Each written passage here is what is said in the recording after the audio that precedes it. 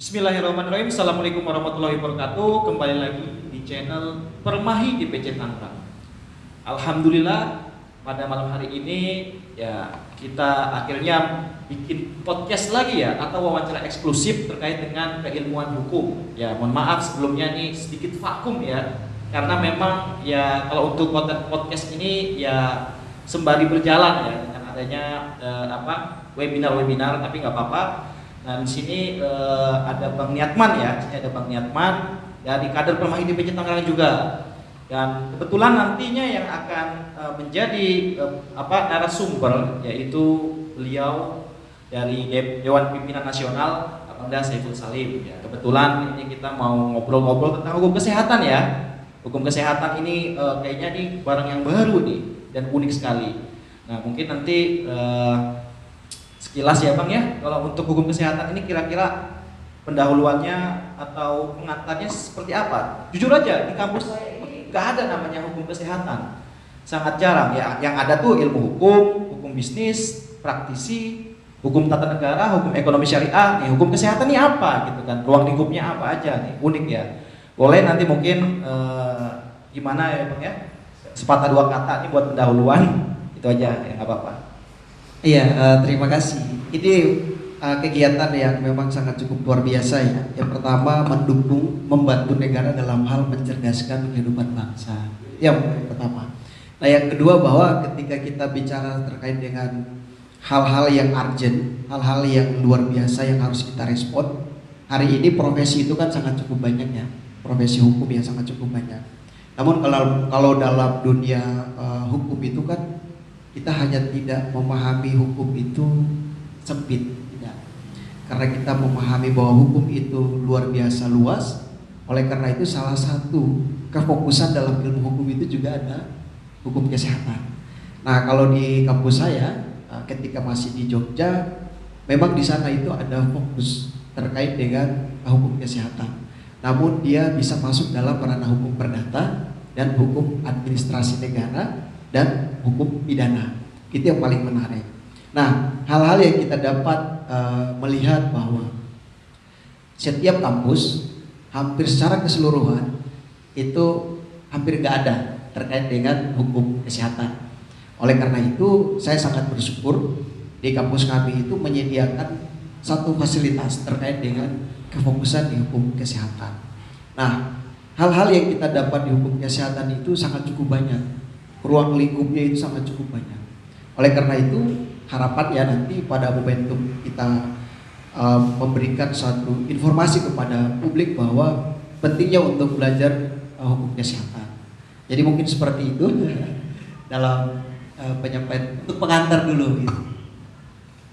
Oke, baik Tom, sangat luar biasa penjelasannya. Tapi sebenarnya Pak Ketum, masalah hukum kesehatan ini kan tidak setiap kampus ada, dan terus kayak saya juga mengambil jurusan hukum, di mata kuliah itu tidak ada juga yang ini mata kuliah, tidak ada mata kuliah jurusan kesehatannya. Nah kira-kira bisa Ketum bocorkanlah sama kita, kira-kira di dalam hukum kesehatan itu apa saja mata kuliah ya, mata kuliahnya yang mungkin dipelajari, karena hari ini kan Ketum juga kita lihat belajar S2 ya, S2 hukum kesehatan. Jadi seperti apa mata-mata kuliahnya tuh? Iya, jadi sebenarnya terkait dengan kefokusan hukum kesehatan itu, untuk mata kuliah yang kita pelajari itu memang agak unik. Kalau kita memang fokus hanya di hukum pidana murni misalnya, ataupun hukum bisnis misalnya, ataupun hukum perdata murni, atau administrasi secara murni, itu sudah jadi hal yang biasa bagi seluruh fakultas hukum gitu. Tapi kalau dalam hukum kesehatan itu mata kuliahnya itu agak unik. Yang pertama kita akan dapat materi terkait dengan mata kuliah hukum kedokteran, atau biasa orang memahami bahwa medical law itu lebih, kan kalau orang yang mahasiswa biasa dia dengar kok ada hukum kedokteran gitu kan. Yang kedua itu kita juga bicara soal hukum keperawatan. Hukum keperawatan itu maksudnya hukum terkait dengan tenaga medis. Itu ada undang-undangnya. Jadi salah satu undang-undang terkait dengan tenaga medis itu kita bisa lihat pada undang-undang itu, untuk tenaga medis itu sangat cukup banyak. Ada farmasi, berarti kita bicara tentang undang-undang kefarmasian. Karena ada kebidanan, kita harus bicara soal profesi kebidanan itu berdasarkan undang-undangnya. Nah, untuk mata kuliah ada namanya mata kuliah hukum kedokteran, ada hukum kesehatan, ada hukum kesehatan lingkungan, ada hukum rumah sakit. Kalau ketika kita mau memilah bahwa hukum kesehatan itu karena dia luas banget. Yang pertama, kalau kita bicara soal mata kuliah yang kita ampuh di dalam hukum kesehatan itu sangat cukup luar biasa, banyak, dan orang mengatakan sangat unik. Dan itu tidak dapat di fakultas-fakultas yang fokusnya jurusan pidana ataupun perdata murni. Nah, jadi kalau di dalam hukum kesehatan, misalnya kita bicara soal hukum administrasi kesehatan ya. Di sana kita bicara soal kebijakan rumah sakit. Berarti bicara tentang undang-undang hukum rumah sakit gitu. Jadi undang-undang rumah sakit gitu. Nah, namun semua itu dibungkus lewat apa? Mata kuliah yang paling umum disebut dengan mata kuliah hukum kesehatan. Jadi gitu. Bang, kalau boleh tahu, dulu tuh garap skripsi judulnya apa? Tentang kesehatan juga nggak? Iya, kalau dulu saya kebetulan fokusnya itu mengambil skripsi tentang kesehatan. Apa tuh judulnya? Judul saya itu waktu itu terkait dengan pelanggaran disiplin kedokteran. Itu dapat dipidana atau tidak? Ternyata banyak mengatakan bahwa kalau pelanggaran disiplin, maka ruangnya itu adalah kode etik. Kan begitu. Nah, namun saya bisa membuktikan bahwa pelanggaran disiplin ataupun pelanggaran etik itu dapat dipidana. Contoh semisal, tapi ini sorry nih Bang ya, kalau untuk kode etik di kedokteran ini sebenarnya dia ada ini nggak sih, kayak sidang khusus gitu, kayak mungkin majelis kehormatan atau apa? Gimana? Iya, jadi di dalam hukum kesehatan kita juga pelajari tentang kode etik. Jadi di dalam kode etik itu mereka punya lembaganya. Misalnya kalau ketika terjadinya sebuah malpraktik, maka dibentuklah di internal rumah sakit namanya MKEKI atau MKDKI. Kalau MKDKI itu lembaga namanya itu Majelis Kehormatan Disiplin Kedokteran Indonesia. Nah, sedangkan kalau MKDKI MKEKI Majelis Kehormatan Etik Kedokteran Indonesia. Nah, oleh sebab itulah ketika kita bicara soal malpraktik ada profesinya di situ. Nah, siapa yang menaungi itu? Ada IDI, ada Ikatan Dokter Indonesia. Nah, namun untuk terjadinya malpraktik maka dibuatlah ataupun dibentuk yang namanya komite medis lewat internal rumah sakit. Demi kepentingan apa ya? Kepentingan peradilan di sana. Oh gitu. Tapi ini langsung aja ya, apa ya? Yang kepet-kepet biar nggak lupa juga nanyanya ya. Itu kalau memang misalnya masyarakat menemukan misalnya ada indikasi malpraktek dan sebagainya, itu harusnya ngadunya kemana ya? Biasanya? Ya, yang pastinya kalau terjadinya malpraktik ya, itu kan biasanya ada tahapan proses peradilan. Makanya kalau di dalam hukum kesehatan itu ada namanya kode etik ataupun kode etik profesi. Nah, apabila ada indikasi, ada dugaan di sana terkait dengan pelanggaran malpraktik, itu bisa kita mengadukan langsung ke kepolisian. Kalau memang misalnya benar-benar terjadi dan kita melihat secara kasat mata. Namun ketika kita mau melaporkan ke kepolisian, polisi ketika dia melakukan penyelidikan sudah pastinya dia akan melalui tahapan-tahapan yang tadi. Misalnya membentuk komite medis lewat internal rumah sakit, kita adukan ke rumah sakit juga bisa untuk bagaimana menyelesaikan persoalan tersebut. Karena yang namanya malpraktik itu ada dua bentuk, ada malpraktik administratif dan malpraktik pidana atau yang berbentuk kriminal. Nah, jadi seperti itu. Oke. Tapi untuk hukum kesehatan ini tuh sebenarnya seberapa apa sih urgensinya ya mempelajari tentang hukum kesehatan ini? Karena kalau memang jika seandainya ada indikasi kriminal atau indikasi pidana dan perdata kan bisa kita selesaikan di sana. Kenapa harus kita belajar hukum kesehatan? Karena selama ini juga banyak kawan-kawan yang mahasiswa hukum tidak terlalu mempelajari dan berapa pentingnya hukum kesehatan ini. Nah, kira-kira pendapat itu bagaimana tuh? Yang pertama, ketika kita bicara soal seberapa urgensinya ya, itu sama halnya saja kita bicara soal bagaimana kita mengatasi sebuah persoalan hukum di bidang kesehatan. Kalau ketika kita tidak belajar tentang hukum kesehatan misalnya, kalau misalnya saya tidak memiliki pemahaman terkait dengan hukum kesehatan misalnya, ketika saya menjadi seorang advokat, namun ada kasus-kasus yang berkaitan dengan malpraktik, kira-kira saya mau seperti apa? Urgensinya di situ. Semua kita hidup itu tidak terlepas dari kepentingan kesehatan.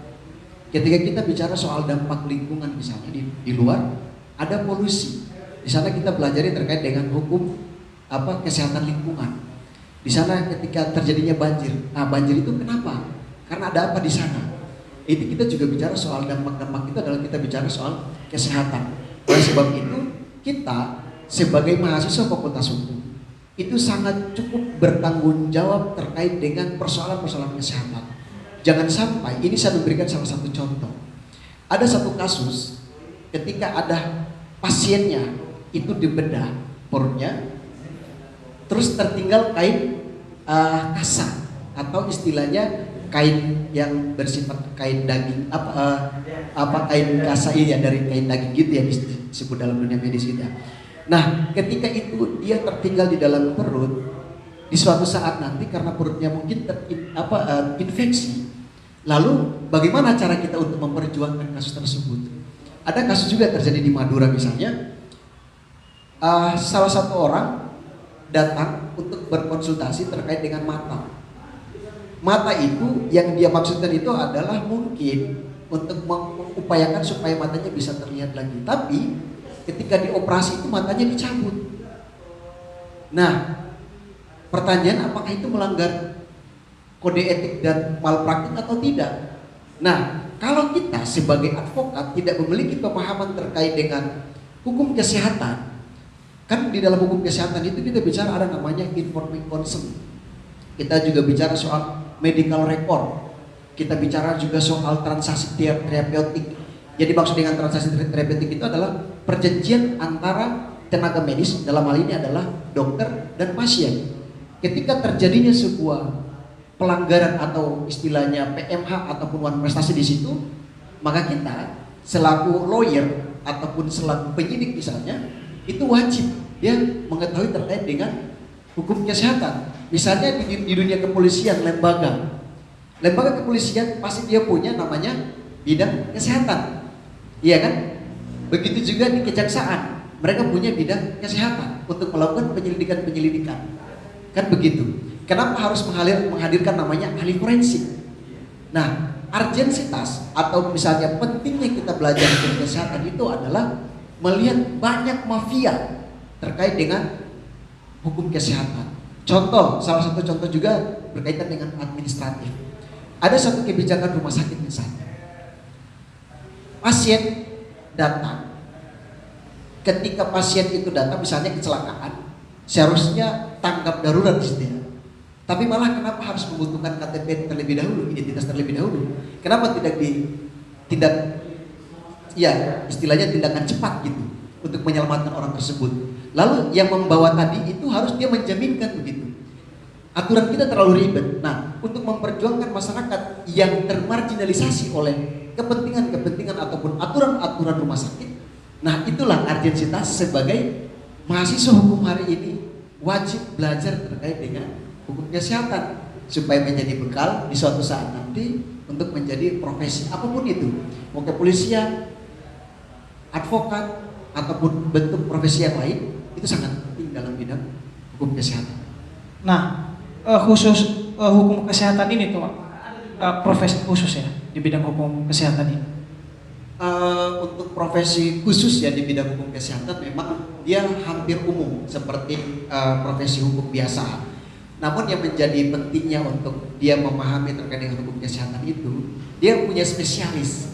Ketika misalnya ada kasus malpraktik dari bidang kepolisian ketika dalam tahapan persidangan misalnya, tahapan penyelidikan dan penyidikan misalnya, menghadirkan ahli misalnya, atau dalam tahapan pengadilan misalnya, menghadirkan ahli di bidang hukum kesehatan. Yang pertama kan pasti yang akan dilihat itu adalah ahli di bidang akademiknya.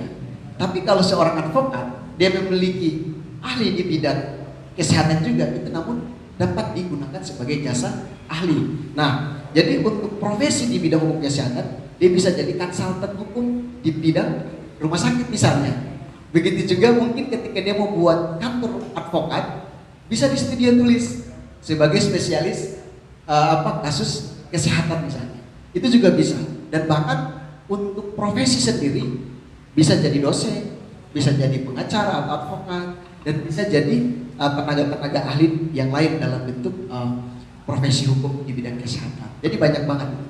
Berarti sebenarnya itu umum lah ya, sama kayak bidang hukum yang lainnya, kayak hukum ya, hukum bisnis, hukum olahraga, sebenarnya kan kayak sebagai konsultan atau sebagai legalnya ya, umum kan. Memang berarti tidak ada spesifik harus bidang apanya sih ya, kayaknya sama kan ya.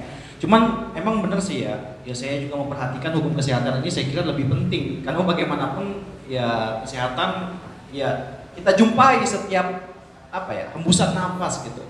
Bahkan menurut saya lebih penting daripada masalah-masalah yang lain kayak masalah lingkungan, hukum kekayaan intelektual, mungkin itu lebih penting gitu. Cuman kesehatan menurut saya lebih penting, dan jujur memang di kampus-kampus masih belum menyediakan untuk membahas masalah itu. Saya sih memang harapannya kampus-kampus ini mulai melek gitu. Semua kampus yang berbasis hukum, yang punya jurusan hukum, memang harus ada hukum kesehatan gitu. Ya saya kira sih penting banget sih.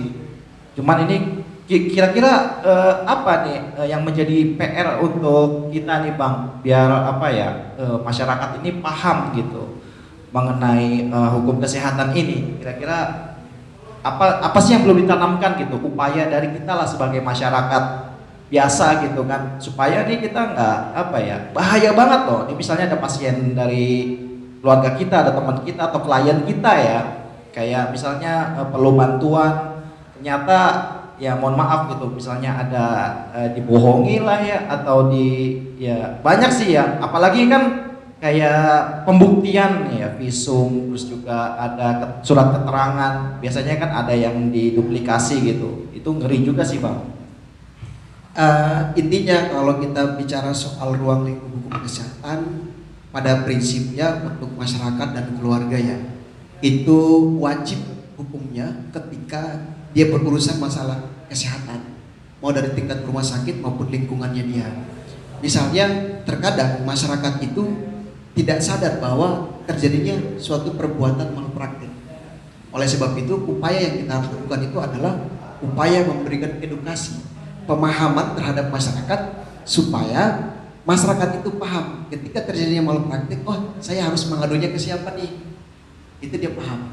Nah oleh sebab itu kita sebagai peran mahasiswa hukum ya, apalagi di bidang misalnya kayak saya ini kan hukum kesehatan nih, itu sangat bertanggung jawab besar terhadap kondisi ketika kita melihat keluarga kita itu di rumah sakit.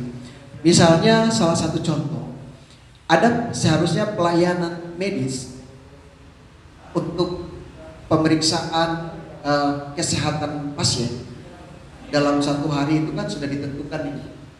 Bisa dalam satu hari bisa dikonsul, misalnya dia sudah di rumah sakit, terus konsul itu atau mengecek kesehatannya dia, perkembangan kesehatannya dia itu kan pagi mungkin, siang mungkin, atau sore. Terkadang ketika tidak ada pemeriksaan rutin, kalau masyarakat tidak paham, maka masyarakat itu dia mengabaikan. Oh mungkin karena dokter menganggap bahwa dia sudah mulai sembuh, makanya pengecekan ataupun check up kesehatan dia, upgrade dari kesehatannya dia itu mungkin satu hari sudah satu kali. Padahal tidak. Wajib hukumnya harus melakukan konsultasi secara rutin ataupun pengecekan secara rutin. Nah, ketika kita tidak memberikan pemahaman kepada masyarakat terkait dengan hal seperti itu maka akan merusak tatanan implementasi daripada kepastian hukum. Karena apalagi tadi kita bicara soal hukum itu kan harus jelas dan pembuktiannya ya. Mulai dari visum et repertumnya, kalau dalam bahasa hukum kesehatan kan riwayat penyakit bagaimana, kira-kira dia mengidap penyakit apa, itu kita harus tahu. Apalagi kalau dalam istilah hukum itu kan ada satu asas yang mengatakan bahwa semua itu harus jelas. Untuk memastikan kepastian hukum itu kan ada bahasanya, itu adalah in criminalibus probationes dedent exoluse clariores, yang artinya bahwa pembuktian itu harus lebih terang daripada cahaya. Artinya kalau ketika masyarakat kita tidak paham terkait dengan kejadian yang ada, untuk membuktikan suatu kepastian, untuk memberikan suatu kepastian hukum terkait dengan pembuktian dan lain sebagainya, itu harus caranya adalah edukasi. Begitu. Oleh sebab itu, memberikan pemahaman kepada masyarakat sangat cukup penting terkait dengan hukum kesehatan. Jadi seperti itu. Ya, oke lah. Kalau untuk itu kan memang ya perlunya edukasi kali ya, buat bahwasannya disiplin ilmu ini itu ada gitu, dan walaupun memang tidak ada di kampus tapi perlu banget dipelajari ya. Salah satu yang paling penting sih memang menurut saya tuh kalau hukum kesehatan ya. Nah, tapi gimana Bang menurut Bang Saiful gitu? Saya manggilnya nih Bang Saiful apa Tum Saiful nih? Bang aja ya, saya juga ngerasa ini seperti abang saya sendiri nih, seperti abang-abang. Saya umurnya juga muda sebenarnya, lebih muda. Tapi gimana Bang, kalau untuk saat ini ya namanya oknum tuh pasti ada lah ya. Kasus apapun ada lah, masalah IT, masalah olahraga, masalah apa, oknum sama semuanya ada pasti. Tapi kalau untuk regulasi atau aturan mengenai kesehatan ini kira-kira sudah baik nggak untuk hari ini gitu ya? Apalagi kan muncul adanya undang-undang cipta kerja yang terbaru gitu kan? Itu kira-kira berdampak nggak sih sama undang-undang sebelumnya? Gimana tuh Bang pandangan Bang Saiful gitu? Oh ya, terkait dengan ada undang-undang baru ya, undang-undang yang sangat cukup kontroversi di saat itu ya, dengan metode Omnibus Law, Undang-Undang nomor 11 ya tahun 2020 ya, terkait dengan cipta kerja. Memang Undang-Undang cipta kerja itu yang berdampak di bidang kesehatan itu kurang lebih terkait dengan menghilangkan soal apa ya, nilai PPN ya. Dalam Omnibus Law itu dia membahas tepatnya itu pada pasal 4 ayat A. Dia menjelaskan bahwa pelayanan kesehatan medis itu tidak dikenakan PPN. Tapi ini kan kontroversi. Ini dia salah satu kontroversi di bidang hukum kesehatan yang kemudian itu ketika berlakunya Undang-Undang Cipta Kerja. Masalah kedua itu terkait dengan penambahan jasa pelayanan kesehatan medis. Itu juga sempat ramai di bidang kesehatan. Namun kalau ketika melihat secara pendapat subjektif saya bahwa adanya undang-undang kesehatan, adanya undang-undang nomor 11 tahun 2020 tentang cipta kerja itu sebenarnya dia memperkuat di bidang kesehatan. Itu subjektif. Itu seperti itu, bahwa hukum kesehatan undang-undang tentang kesehatan ketika lahirnya undang-undang cipta kerja itu sangat cukup luar biasa. Itu sebenarnya memperkuat fondasi daripada bidang kesehatan itu sendiri. Kenapa? Karena memang kalau ketika di dalam undang-undang Omnibus Law itu atau undang-undang cipta kerja itu dia mengakui keberadaan salah satunya itu namanya paranormal. Begitu. Jadi tenaga kesehatan itu ditambahkan salah satunya adalah paranormal. Maksudnya apa? Bahwa ternyata ada paranormal ini kalau dalam undang-undang dalam dunia kesehatan itu kalau nggak salah dalam peraturan menteri ya terkait dengan pengobatan alternatif. Nah, ini menurut dokter ada yang mengatakan, wah ini dokter seluruh dunia itu bisa menangis lihat kenapa paranormal harus dilibatkan. Maksudnya itu sebenarnya bukan paranormal yang sifatnya mungkin oknum yang hari ini lagi viral ya. Tapi sebenarnya ada definisinya nggak sih Bang mengenai paranormal itu sendiri ya, di aturan ya, atau di mana? Ya itu sebenarnya dia lebih kepada peraturan Menteri Kesehatan. Dia lebih kepada peraturan pelaksana. Itu turunan dari Undang-Undang Kesehatan tentang tenaga medis. Nah itu dia bicara soal bagaimana seorang paranormal itu dia memberikan pelayanan begitu.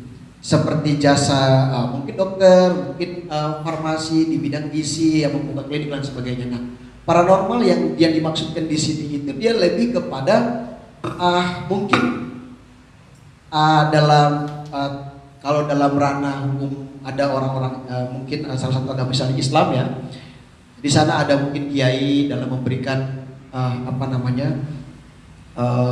sedikit wejangan doa-doa dalam berbentuk media lain begitu. Begitu juga mungkin para ahli yang di bidang istilahnya mistis atau apa gitu ya. Nah ini dia bisa memberikan pengobatan seperti itu. Namun tafsir dalam hal ini adalah paranormal itu atau istilahnya jasa tenaga medis alternatif itu yang dilarang apabila dia membuka praktek yang bersifat mungkin lebih kepada alat vital mungkin ya, mohon maaf kalau misalnya perempuan atau laki-laki di kelamin gitu ya. Dan kemudian kalau ketika kita bicara terkait dengan mata yang dapat merugikan secara organ tubuh manusia itu tidak boleh begitu. Apabila mungkin terkait dengan persoalan pengobatan alternatif yang lain menggunakan media-media yang berbentuk, misalnya kita lihat ada jamu, lewat media jamu misalnya, dan lewat yang lain misalnya, itu bisa. Gitu. Jadi jasa tenaga medis dalam undang-undang kesehatan itu dia lebih melihat kepada pengobatan alternatif. Jadi seperti itu. Oke, ya, Bang Saiful, ini untuk masalah hukum kesehatan ini, apa saja rujukan dasar hukumnya, Bang? Khusus hukum kesehatan ini. Lalu jika seandainya ada masalah atau sengketa, kira-kira seperti apa langkah-langkah penyelesaiannya?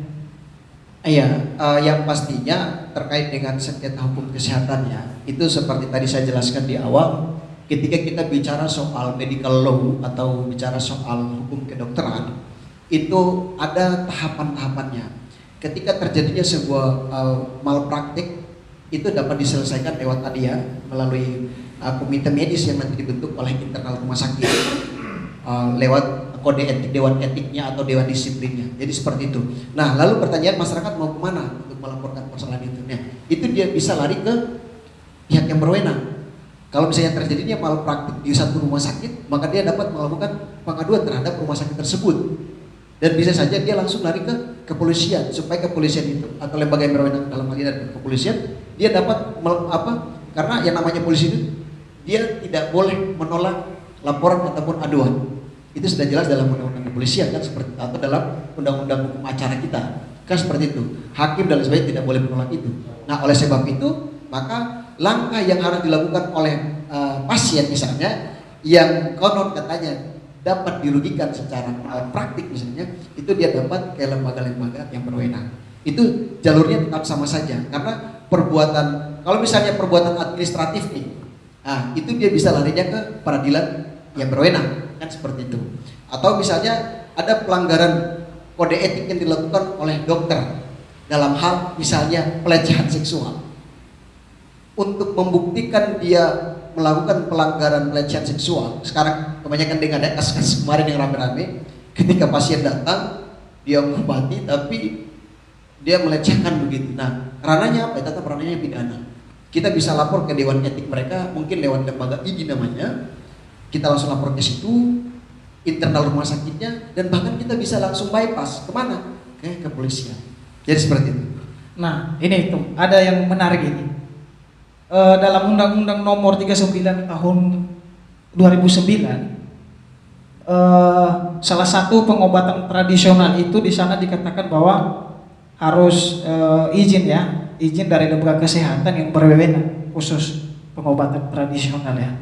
Jadi kan hari ini kan banyak kita melihat pengobatan tradisional, contohnya lah kayak jamu lah dan pengobatan tradisional itu. Nah itu juga kira-kira bagaimana pengaturannya juga, Bang Saiful? Pengobatan alternatif itu dia diatur dalam peraturan pelaksana Kementerian Kesehatan.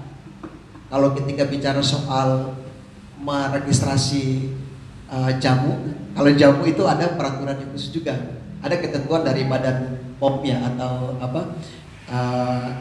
badan yang berwenang. Sorry Bang, kalau masalah kayak BPOM itu kan kayak makanan, minuman itu masuk ranah hukum kesehatan. Ya itu masuk juga ya, karena apalagi di saat lama itu kan di saat yang lalu kita lihat kewenangan MUI ya, sertifikasi halal maksudnya. Namun sekarang kan sudah diambil sama Mahkamah Produk halal gitu ya. Iya, jaminan produk Produk halal dan halal. sebagainya. Itu juga sebenarnya ranahnya adalah ranah hukum kesehatan. Kenapa? Karena dia melihat keberlangsungan kehidupan bermasyarakat supaya dia misalnya begini. Kan ada produk yang daluarsa. Kan begitu. Ketika dia tidak melakukan controlling terkait itu, ketika masyarakat mengkonsumsi, maka dia mengalami mungkin alergi dan lain sebagainya. Nah, inilah yang dimaksud dengan apakah jamu itu dapat dikenakan sanksi atau tidak, mungkin pidana ataupun perdata atau apapun itu. Menurut saya bahwa jamu dan lain sebagainya itu telah diatur dalam peraturan pelaksana terkait dengan Kementerian Kesehatan, begitu. Namun untuk meregistrasi itu telah diatur oleh Badan POM. Jadi hal yang paling menarik dalam hari ini, jamu yang tidak bisa kita beli itu adalah jamu, misalnya jamu keliling. Dulu kasus yang banyak itu jamu-jamu keliling itu kan salah satu bentuk jamu yang memang tidak dijamin sertifikasi tidak dijamin kesehatannya seperti apa, bagaimana proses reaksi daripada jamu itu seperti apa, gitu, untuk kesehatan kita. Oleh sebab itu yang dimaksudkan dengan hal yang dapat dilakukan terkait dengan pengobatan alternatif dalam hal ini adalah pengobatan tradisional, itu telah diatur oleh peraturan Kementerian Kesehatan gitu. Saya lupa ya, mohon maaf saya lupa terkait dengan aturan nomor berapa, tahun berapa saya lupa. Namun itu telah diatur gitu. Bisa nanti teman-teman bisa kita lihat sama-sama.